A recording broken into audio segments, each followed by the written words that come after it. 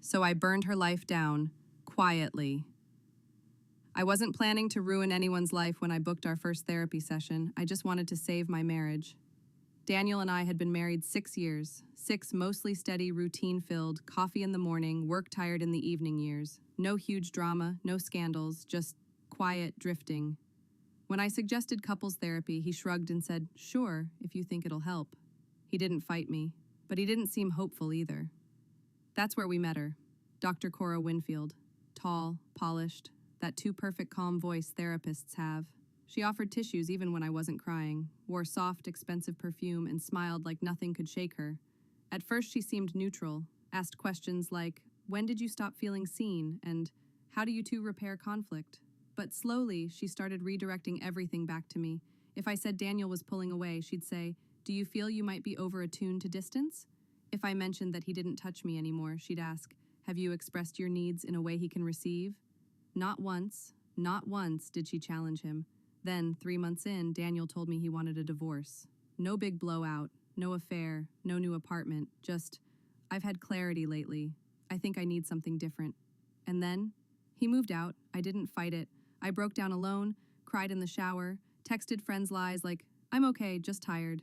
Started going to therapy alone. But not with her, obviously. Still, I couldn't shake the gut feeling that something was off. It took exactly 19 days for the first crack to appear. He left behind a backup phone, his old Samsung. I was packing a box for him when it buzzed, not with a message, but a calendar reminder. Session with CW at 7 p.m. CW, Cora Winfield. My stomach dropped. He was still seeing her. I opened the phone, no password. Inside was a digital diary app. He used it for voice entries. The last one was titled, "Light." I played it, hands shaking.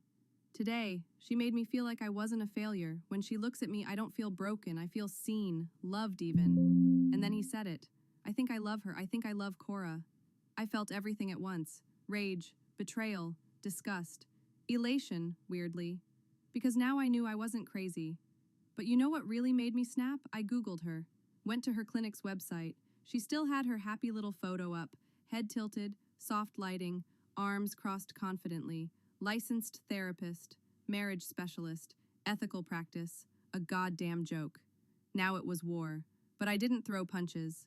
I took notes. I built a folder, labeled it CW Hell. Inside it went, old therapy invoices showing dates both of us attended and dates only Daniel did without telling me.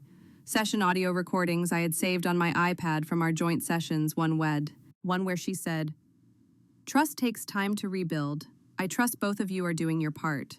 I also found anonymized reviews of her online. One said, "She favors men. I felt blamed the entire time." I screenshotted it. I made a timeline, when our therapy started, when it stopped, when he moved out, when the solo sessions began, when the relationship must have started. It was clean. It was damning. Then I got smart. I created a Gmail account using a fake name, Melissa J., used a VPN, a fresh IP, all of it. I wrote to the state licensing board. "I'm a concerned former client. My marriage ended in therapy under suspicious conditions. I believe my therapist began an inappropriate relationship with my then husband during active sessions.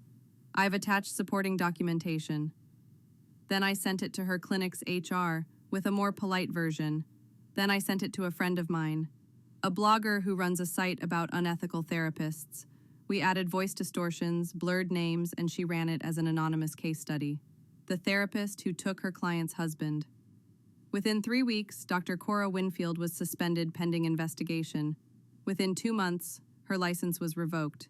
She disappeared from the clinic site. A LinkedIn update said she was taking a sabbatical.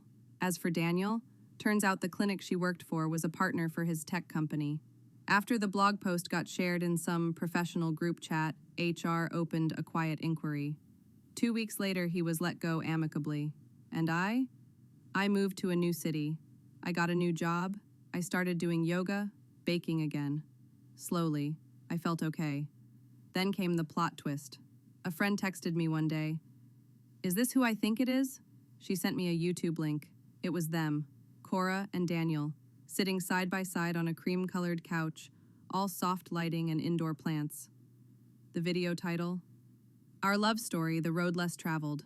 They smiled, laughed. She was pregnant. They were launching a podcast, a book, couples coaching for unconventional love.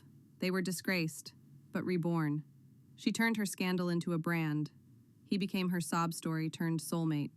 And the world ate it up. Did I win? Legally, yes. Reputation-wise, for a while, yes. But she always knew how to pivot, always knew how to control the narrative. She stole my husband. I burned her career. She built a new one. But here's the truth. She lives every day with him, the liar, the cheater, the weak one. She can smile on camera, but I know she wakes up next to rot. And I sleep like a baby. Sometimes revenge isn't about winning. It's about leaving them with exactly what they chose.